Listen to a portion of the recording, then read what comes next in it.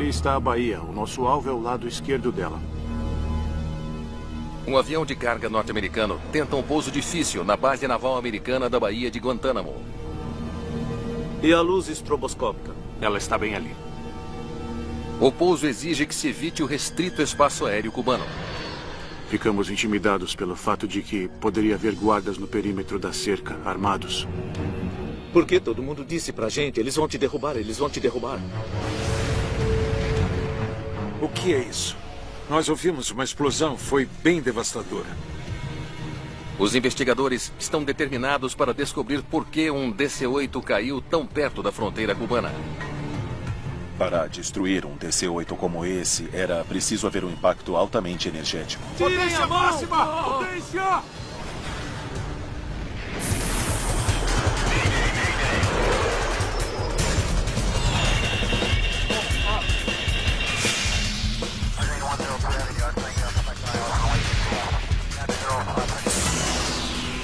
Mayday Desastres Aéreos. Esta é uma história real baseada em relatórios oficiais e relatos de testemunhas. Culpado Invisível. 18 de agosto de 1993. Baía de Guantánamo. Uma base de treinamento da Marinha norte-americana. À beira da ilha comunista de Cuba.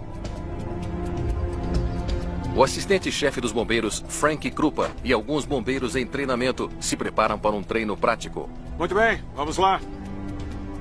Era um dia típico de trabalho, como em muitos quartéis de bombeiros. Você treina e se mantém preparado para qualquer emergência.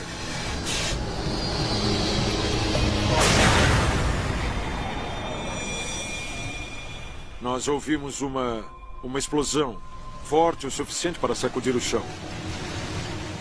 Eu vi a bola de fogo no final da pista. Vamos, vamos, vamos logo! Sabíamos que algo estava errado e fomos para o nosso caminhão.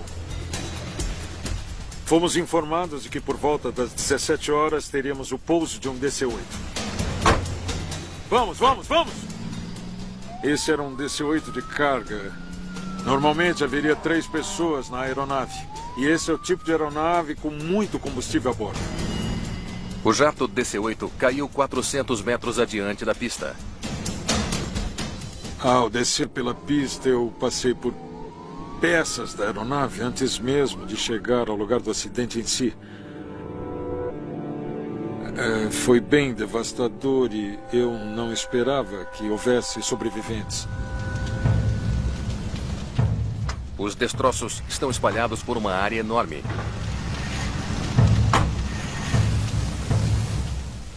Algo chama a atenção de Krupa. Incrivelmente, parte da aeronave ainda está intacta. Eu percebi que era a cabine de comando, a seção dianteira da aeronave que se separava da fuselagem principal. E eu decidi ir até lá ver o que dava para fazer. E a cabine de comando estava muito danificada. Socorro! Para o espanto de Krupa, ele ouve sinais de vida. Ajuda! Eu ouvi...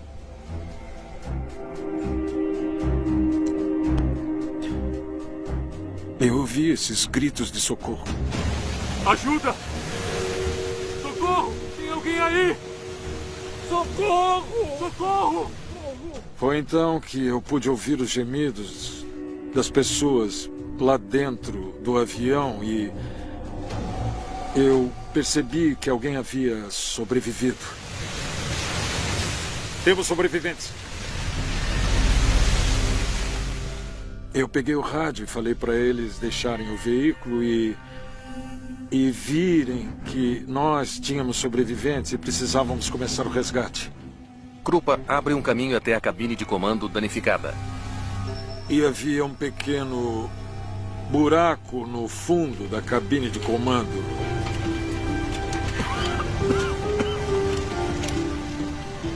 Tudo bem, pessoal? Nós vamos tirar vocês daí. Aguentem firme. Depressa, depressa! Ele descobre 3 pessoas na cabine de comando.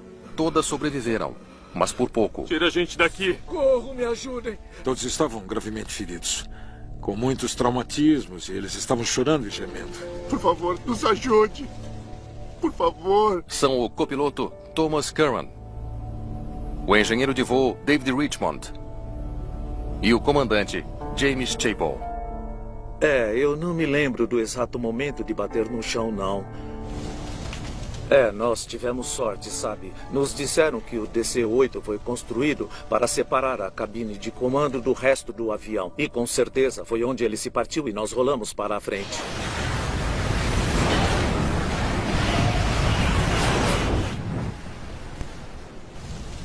Tom! Eu tô aqui, Jim. Você pode se mexer? Posso, sim.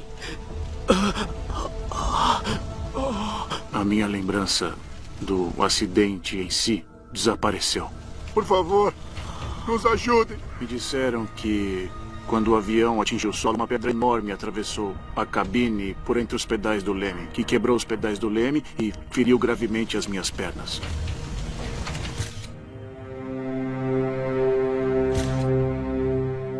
O impacto e o fogo destruíram o DC-8.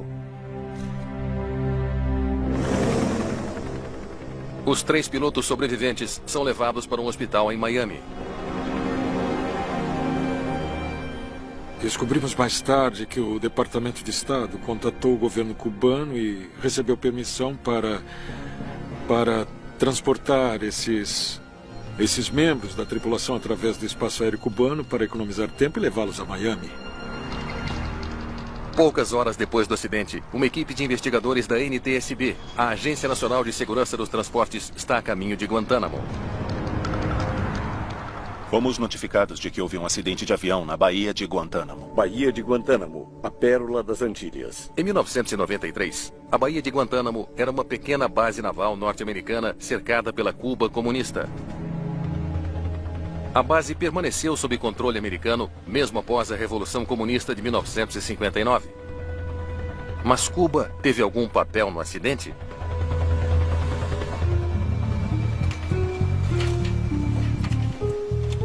Muito bem, vamos ver o que temos aqui. Greg Feith é o investigador principal da equipe da NTSB. Ele sabe que o avião de carga acidentado é um DC-8 operado por uma transportadora norte-americana. Ele era operado pela American International Airways, que, na verdade, é de propriedade de uma empresa chamada Coney Calita Inc. A aeronave estava operando com o número de voo 808. Feith está chocado com o vulto da destruição. É sempre uma visão devastadora quando você vê uma máquina magnífica toda despedaçada.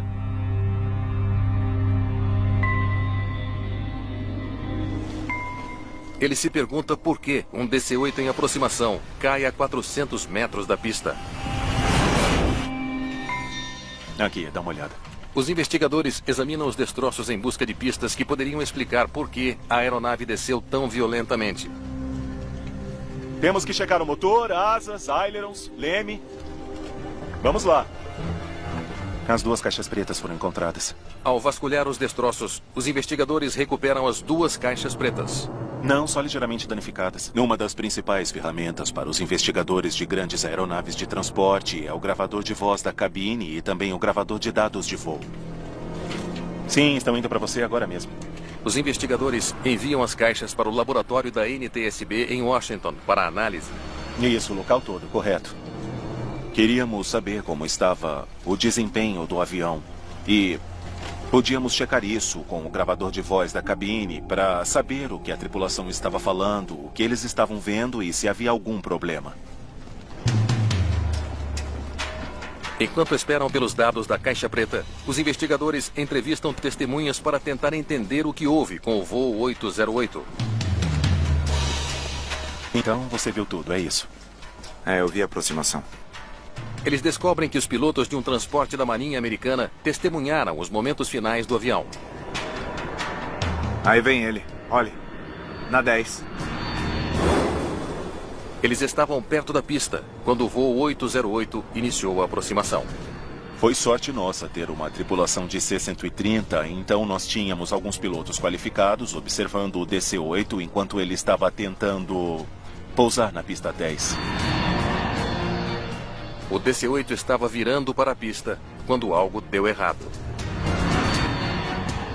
Eles disseram que enquanto observavam o avião se virando na direção da pista 10, o ângulo de inclinação aumentava continuamente. Ele não vai conseguir. Não mesmo. Na Baía de Guantánamo, em Cuba, os pilotos da Marinha norte-americana que observavam o voo 808 se aproximar para o pouso perceberam que ele estava em apuros. Vai. Nivela, homem, nivela. Normalmente, você não quer virar mais do que 10, 20 graus na aproximação final. Eles observaram esse avião ir de 30 graus para 40 graus, para 50 graus, 60 graus e ficaram muito surpresos. Então, eles viram as asas ficarem uns 90 graus em relação ao horizonte. O nariz desceu e o avião depois bateu no chão.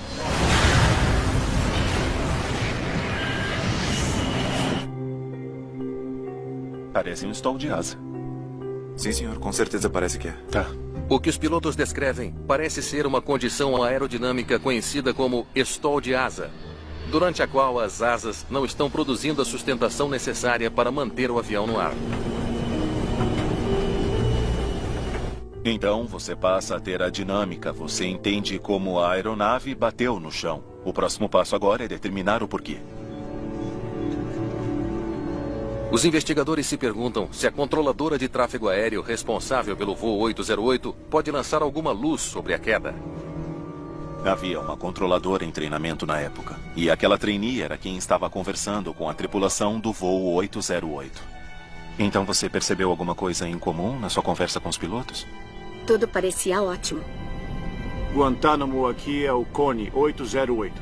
Cone 808, Guantánamo, prossiga. Bem, exceto por uma coisa. E o que foi? Os investigadores descobrem que 12 minutos antes da queda, a tripulação do voo 808 fez uma transmissão via rádio enquanto se aproximava da ilha e fez um pedido em comum. Cone 808, um pedido. Queremos fazer a aproximação pela 10 esta tarde. Cone 808, entendi que gostaria da pista 10? Sim, isso é afirmativo. Pista 10. Eles pediram para mudar a direção do pouso. Um controlador normalmente permite que a tripulação decida qual pista quer e a seleção da pista às vezes é baseada nas condições do vento ou em certos tipos de condições climáticas ou possivelmente até por restrições de espaço aéreo. Guantánamo tem apenas uma pista, com as aeronaves pousando nas cabeceiras 28 leste e 10 oeste. O voo 808 estava originalmente programado para pousar na pista 28. Normalmente, os aviões pousam na pista 28. É uma aproximação mais ou menos direta, aterrissando na direção oeste. Mas então, a tripulação solicitou uma mudança para a pista 10. Essa aproximação fica mais próxima da fronteira com Cuba. Para evitar o território cubano, os aviões em pouso são forçados a fazer uma aproximação pelo mar e então fazer uma curva acentuada na pista 10. São apenas 1.200 metros da cerca da fronteira. Então, tentar manipular ou manobrar um DC-8 é um grande desafio. A aeronave tem que se aproximar quase que perpendicularmente à pista. E quando chega perto, tem que fazer uma curva acentuada a este bordo. E é preciso virar e mergulhar e descer na pista. Veit está intrigado. Por que a tripulação do voo 808 escolheria a aproximação mais difícil? Disseram por que queriam pousar na pista 10? Eu acho que isso chamou a atenção dela. Ela disse, por que você faria isso quando todos os outros aterrissam na pista 28, que é a aproximação mais fácil? Centro de Traumatismo Eiger. Os investigadores querem entrevistar os 3 pilotos do voo 808 sobre o acidente. Mas eles ainda estão na UTI e lembram de pouca coisa sobre o acidente. Nós sabemos que sempre que houver um sobrevivente entre a tripulação ou sobreviventes, sempre há a possibilidade deles não se lembrarem exatamente do que estava acontecendo por causa da gravidade dos seus ferimentos. Embora os sobreviventes não possam dar uma ideia do porquê escolheram uma aproximação mais desafiadora, muito obrigado. Os investigadores estão determinados a descobrir mais sobre o que houve. Eles se perguntam sobre o papel dos pilotos no acidente. Eles tinham qualificação para pilotar o DC-8? Vamos dar uma olhada aqui. Veit estuda as fichas da tripulação. Ele descobre que o comandante James Chapel é um piloto altamente experiente, com mais de 20 mil horas de voo em seu currículo. O clima está parecendo muito bom. Está mesmo.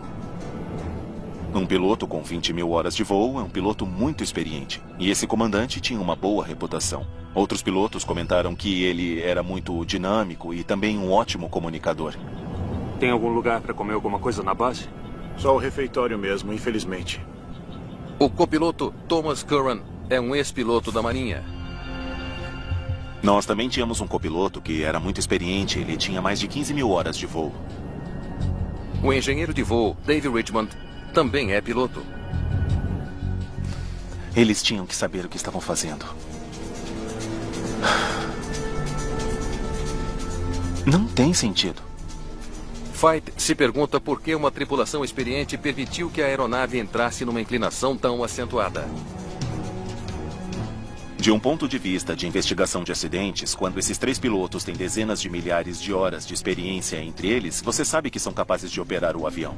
Então a questão se torna, por que eles não o fizeram? Por que eles não conseguiram usar essa experiência para pousar esse avião em segurança? Os investigadores ainda não entendem o que levou o voo 808 a bater na estação naval da Baía de Guantánamo. Eles sabem que a tripulação era altamente qualificada e agora se perguntam se havia algo errado com o avião. Coloca na tela, por favor. O investigador sempre mantém a mente aberta. Somos pessoas intrinsecamente desconfiadas e, consequentemente, nós analisamos muitas teorias diferentes, mas não vamos excluir nada até sabermos que, de fato, não pode ser aquilo mesmo. Agora, Fight finalmente tem acesso aos dados digitais do voo. Ele usa esses dados para recriar a trajetória exata do avião. Quando estudávamos a trajetória de voo, nós precisávamos entender qual era a dinâmica desse voo e então ver como a tripulação estava lidando com essa aproximação. Por enquanto, tudo bem. Os investigadores estudam a trajetória do avião. Trajetória de voo. Ok, vamos ver a aproximação correta. Eles iniciaram a curva tarde demais e nunca se recuperaram. A curva mal feita significou que a tripulação do voo 808 teve que levar a aeronave a uma inclinação cada vez maior para que ela pudesse se alinhar com a pista. O piloto aumentou a inclinação, tentando salvar aquela curva e alinhar a aeronave. Mas a inclinação muito acentuada estava reduzindo a capacidade do avião de ficar no ar. Quando você inclina o avião a 45 ou 60 graus, a quantidade de sustentação que ele produz para manter o avião no ar é comprometida, porque as asas não estão apontadas para cima, elas estão nesse ângulo agudo. Então, de repente, o avião entra num stall aerodinâmico num momento em que você não esperava isso. E já que está voando muito baixo, não tem altitude suficiente para conseguir se recuperar. Local da queda. A simulação deixou os investigadores com novas perguntas. Por que iniciaram a curva tão tarde? Fight também precisa saber por que a tripulação não abortou uma aproximação tão claramente errada. Foi surpreendente para todos nós alguém manobrar um avião daquele tamanho tão rente ao solo. A gravação de voz da cabine de comando finalmente foi recuperada. É a última esperança de Fight para solucionar o mistério. E os investigadores fazem progresso quando ouvem a gravação. Ok, vamos começar. Nós não tínhamos muita esperança de conseguir boas informações da tripulação. E é por isso que o gravador de voz da cabine se tornou tão importante para nós, porque ele poderia preencher as lacunas. E o que ela revela é extraordinário. Cone 808, você deve permanecer dentro do espaço aéreo designado por uma luz estroboscópica. Entendido, vamos procurar a luz estroboscópica, Cone 808. Fight ouve a controladora de tráfego aéreo informando a tripulação do voo 808 sobre uma luz estroboscópica. Então, o que a gente sabe sobre essa luz que eles ficam falando? Eles estudam um mapa de navegação do aeroporto de Guantánamo. É aqui. E descobrem que uma luz estroboscópica demarca a cerca da fronteira da base com Cuba. Na aproximação para a pista 10, há certas referências visuais que a tripulação deveria usar para se alinhar para não sobrevoarem o espaço aéreo restrito. Uma dessas referências era uma luz estroboscópica de alta intensidade montada ao longo da cerca da fronteira. Eles vão nos dar a 28? Sim, se estiver disponível. Os investigadores escutam a tripulação falando sobre o uso da pista mais fácil, de número 28, para o pouso. De início, eles tinham se alinhado para 28 e essa seria a pista de pouso deles. Por que eles mudaram para 10? Vamos fazer a aproximação pela pista 10. Só por fazer mesmo e ver como é. Se a gente errar, a gente simplesmente volta e pousa na 28. Ok. Para a fita. Para ver como é? Por isso ele está pousando na pista 10? Fight fica surpreso com a decisão do comandante de usar a pista 10. Quando eu ouvi o comentário do comandante, por que a gente não tenta a pista 10 só por tentar mesmo? E eu fiquei pensando, você não faz coisas só por fazer num avião desse tamanho. Eu acho que isso pegou todo mundo de surpresa. Os investigadores descobrem que nenhum dos pilotos já havia pousado um DC-8 em Guantánamo. Eles se perguntam se o comandante sabia que a pista 10 era uma aproximação mais complicada do que a pista 28. Eles estudam os procedimentos da companhia aérea. Tiveram que assistir a um vídeo. Só isso. Devido à dificuldade de aterrissar em Guantánamo, os pilotos militares precisam de treinamento especial para pousar na pista 10. Mas a companhia aérea exigiu apenas que seus pilotos civis assistissem a um vídeo curto. Exerça extrema cautela ao pousar na pista 10.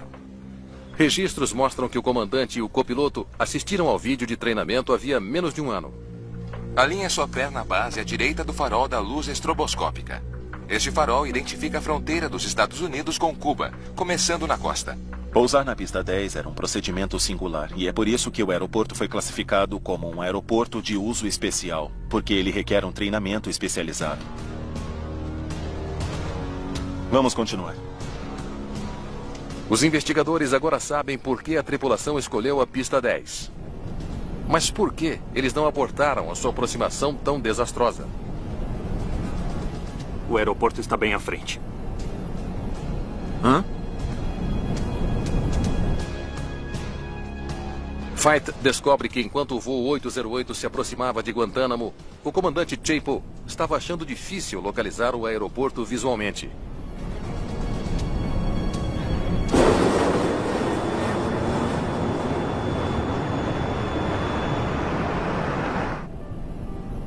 Ali está a Bahia. Nosso alvo é o lado esquerdo dela. O aeroporto vai estar daquele lado da Bahia? Vamos voltar e entrar pela direita. É isso mesmo. A tripulação repetidamente tem que explicar a localização para ele. Antes deles iniciarem os procedimentos finais da aproximação da pista, eles estavam tendo problemas para tentar achar o aeroporto. Será que o aeroporto é aquilo ali bem à nossa frente? Aquilo é o aeroporto bem à nossa frente.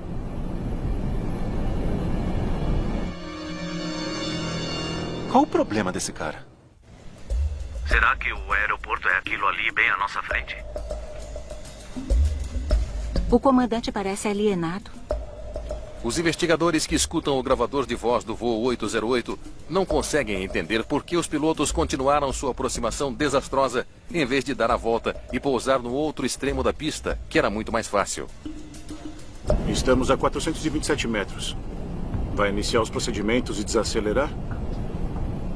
Eu vou sim, O copiloto diz ao comandante que eles estão baixo o suficiente para estender os flaps e descer o trem de pouso, o que diminuirá a velocidade do avião para a aproximação. Eu me lembro, enquanto nos aproximávamos da costa, que ficamos intimidados pelo fato de que nos disseram que poderia haver guardas no perímetro da cerca e que estavam armados. Para evitar o espaço aéreo cubano à esquerda, o avião deve fazer uma curva bem fechada à direita. A pista está bem ali, cara. Deixa comigo. Pode deixar. A gente vai ter que se virar mesmo. Vamos baixar o trem de pouso. Tudo bem.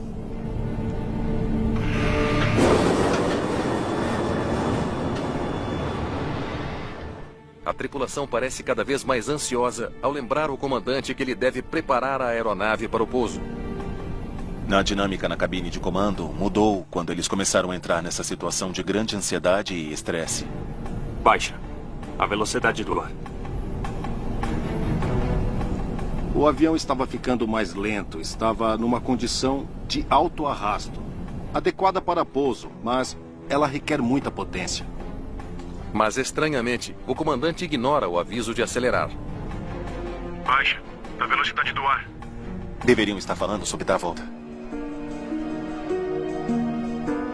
Esse comandante ficou numa posição em que acabou tentando salvar uma situação ruim quando deveria ter abortado a aproximação.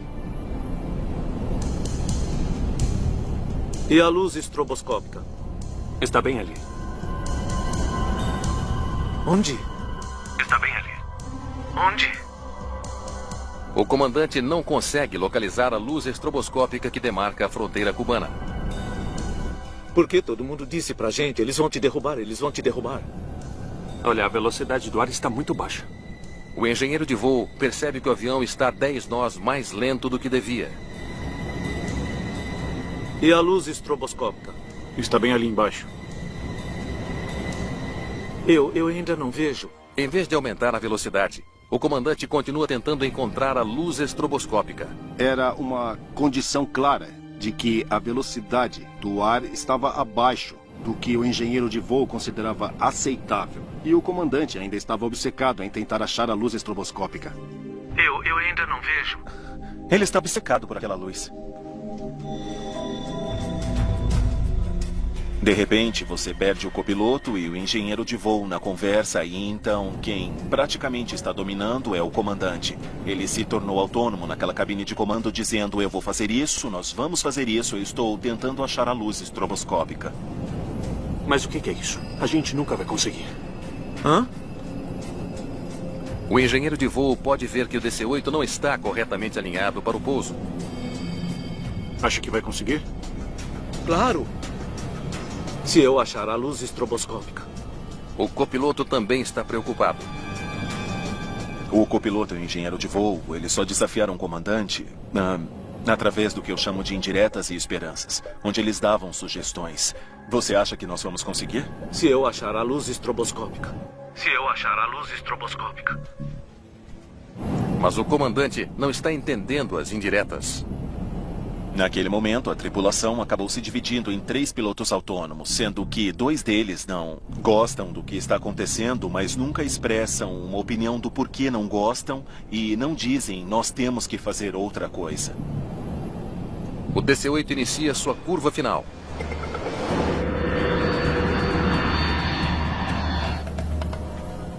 Mas o comandante ainda não consegue ver a pista. Ele percebe que deve ter iniciado a curva tarde demais. Para compensar, ele faz uma curva ainda mais acentuada. Era mais ou menos o dobro do que os passageiros das companhias aéreas experimentariam num voo de passageiros rotineiro. O máximo é normalmente por volta de 30 graus. Esse caso exigiria algo perto de 60 graus para fazer o avião virar rápido o suficiente e eles o fariam em baixa altitude. O avião exige uma velocidade de 147 nós para ficar no ar nessa curva tão acentuada. Cuidado. Mantenha a velocidade. O engenheiro de voo provavelmente é o que tem a maior visão do que está acontecendo.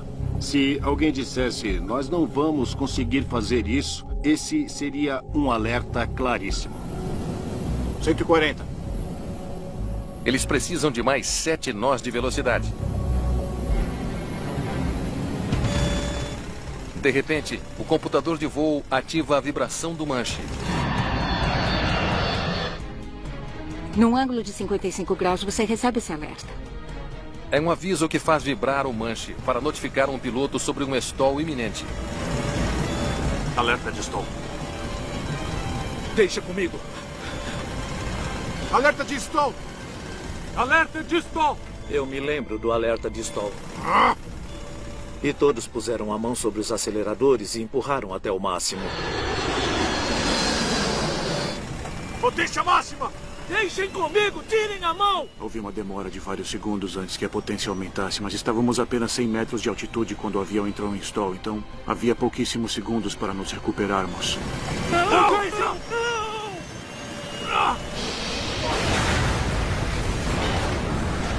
Tirem a mão! Não! Não! Não!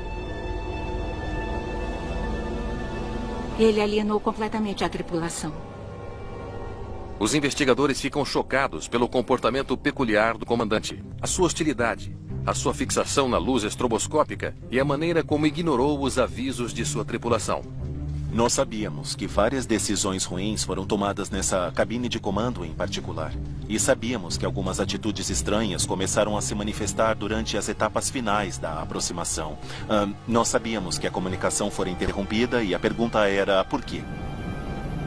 Essa nova evidência retorna o foco para os pilotos do voo 808.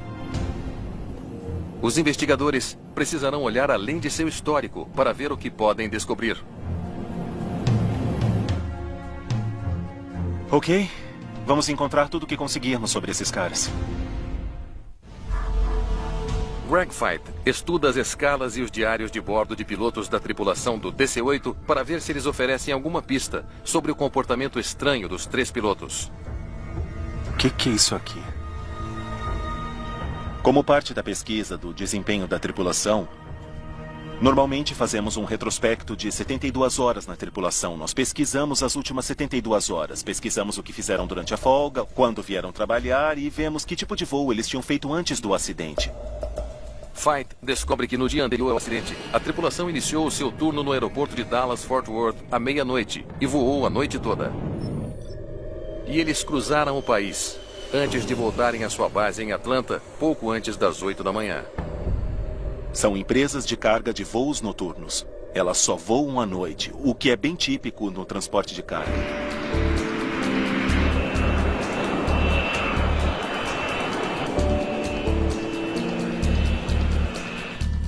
Esse deveria ter sido o fim do turno da tripulação, mas eles foram chamados de volta para um último voo.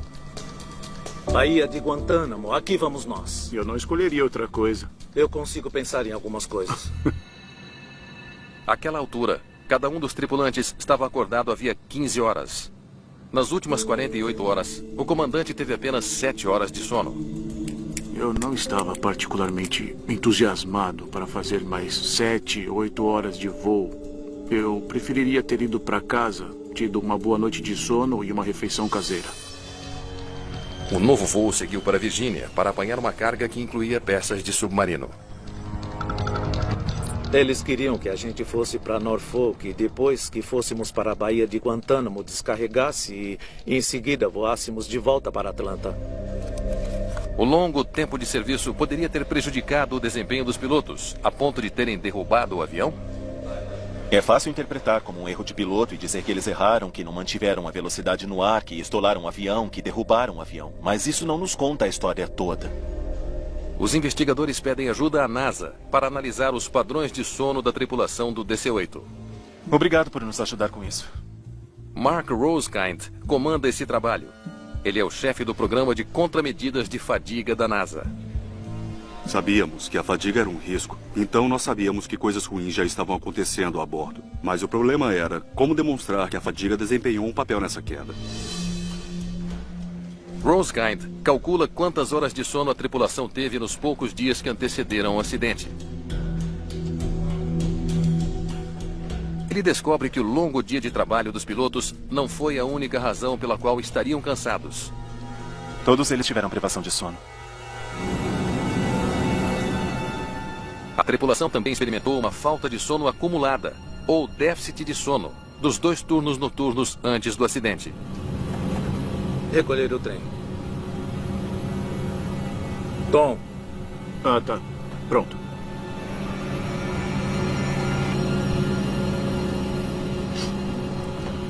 O que a maioria das pessoas não percebe é que quando você perde o sono, isso vai criando um déficit de sono. E você deve pensar nisso como uma conta bancária. É como entrar no vermelho. O déficit de sono do comandante era enorme. Ele teve apenas 15 horas de sono nas 72 horas anteriores. E ampliando o efeito da fadiga e do déficit de sono, havia os relógios biológicos da tripulação, conhecidos como ritmos circadianos.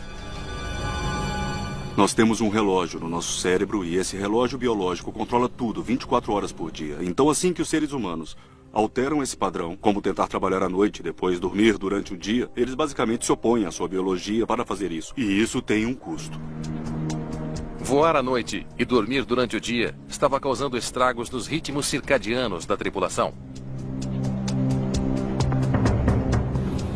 Cone 808. Entendi que gostaria da pista 10? Isso é afirmativo. Pista 10. Rosekind determina que os efeitos danosos seriam mais intensos entre as 15 e as 17 horas. Precisamente quando o voo 808 se aproximava da Baía de Guantánamo. Tudo o que você é como um ser humano é degradado ou prejudicado de algum jeito. A sua memória, a sua tomada de decisão, a sua vigilância, o seu tempo de reação, as suas habilidades de comunicação, seja o que for, cada uma dessas coisas é degradada e é potencialmente prejudicada de 20% a 50%.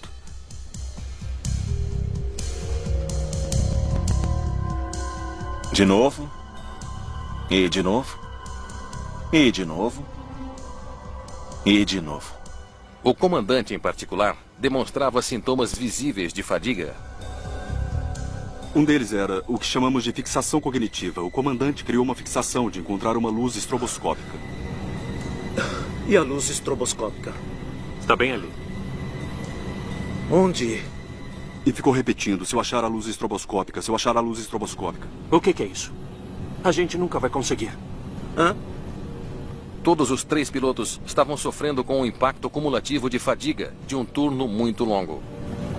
Acha que vai conseguir? Déficit de sono. Claro. E ritmos circadianos interrompidos. Mesmo só um deles poderia colocá-los em risco, mas toda a tripulação estava realmente sofrendo de fadiga no momento do acidente. O que os investigadores descobriram levanta uma questão preocupante. Por que uma tripulação privada de sono, sofrendo de fadiga, aceitou o voo de última hora para Guantánamo? Depois de uma longa recuperação no hospital, os investigadores finalmente podem entrevistar a tripulação do voo 808, que ficou gravemente ferida. Finalmente, eles terão a chance de ouvir o lado da história da tripulação. Eu estava cansado, estávamos todos cansados. Vocês não tinham que aceitar o voo. Tecnicamente não, mas nós realmente não tivemos escolha. Se você se recusasse a fazer uma viagem, você realmente ia ouvir um monte de reclamações do chefe. Então decidimos fazer a viagem. A indústria da carga é conhecida por ser extremamente agressiva. Eles rotineiramente forçam as tripulações até os limites das horas de serviço. Portanto, há essa sensação constante de uma filosofia quase militar do tipo, nós precisamos fazer isso, e que se torna a cultura corporativa. Você tem pilotos que pensam da mesma maneira. Eu farei o que for preciso para fazer as coisas acontecerem. Por quê? Porque existe esse medo de intimidação e da perda de emprego. É mais ou menos como, se não fizer, eu encontro quem faça.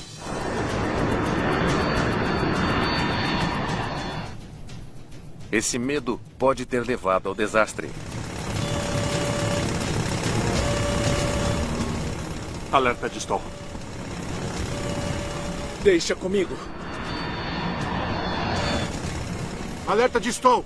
Alerta de stall. Potência máxima. Deixem comigo, tirem a mão. No final, as coisas aconteceram muito rápido. Nós estávamos muito baixo e nossas reações eram muito lentas. E eu deveria ter entregado o controle pro Tom, mas eu já estava meio fora de mim.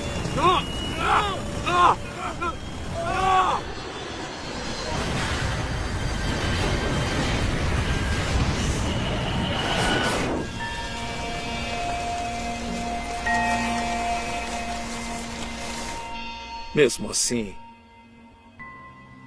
ainda me incomoda, porque eu era o comandante. Você sabe, o comandante cometeu um erro. E isso é uma coisa difícil de se conviver. Os investigadores descobrem uma trágica peça final do quebra-cabeça. A luz estroboscópica que o comandante Chapel passou tanto tempo procurando nem estava funcionando naquele dia. E ninguém disse à controladora que o estroboscópico estava quebrado.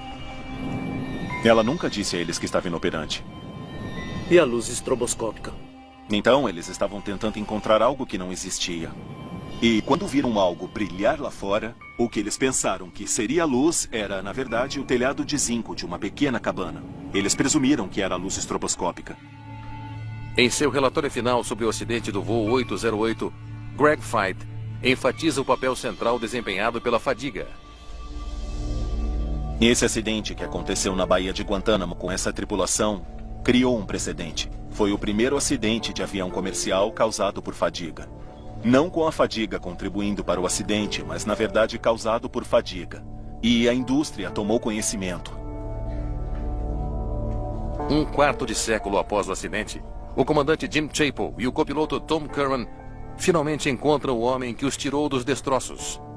O bombeiro Frank Krupa, que foi condecorado por seu trabalho naquele dia. Ei! Aguente firme. Ajude-nos, por favor. Nos tire daqui, por favor. Eu conheço esses velhos Me aqui. deixa abraçar você. Muito obrigado, Bem. Eu sou um deles, hein? Eu estou representando a equipe. Muito obrigado, Frank. Sim, foi o pior acidente de avião que eu socorri. Mas os caras sobreviveram. E...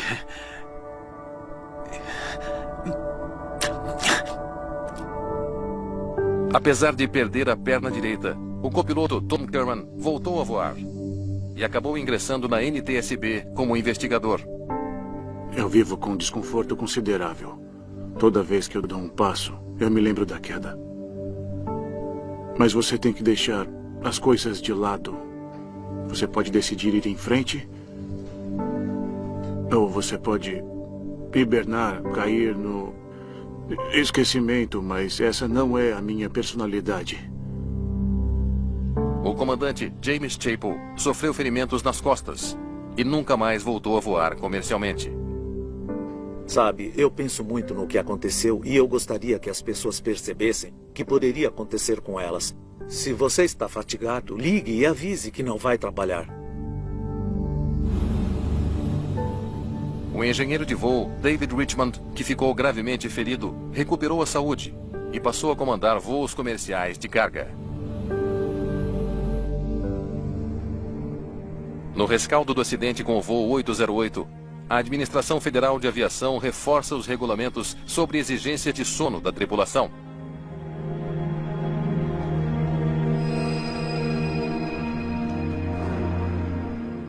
E determina que as companhias aéreas levem em consideração as mais recentes pesquisas sobre o sono, enquanto gerenciam os períodos de descanso dos pilotos.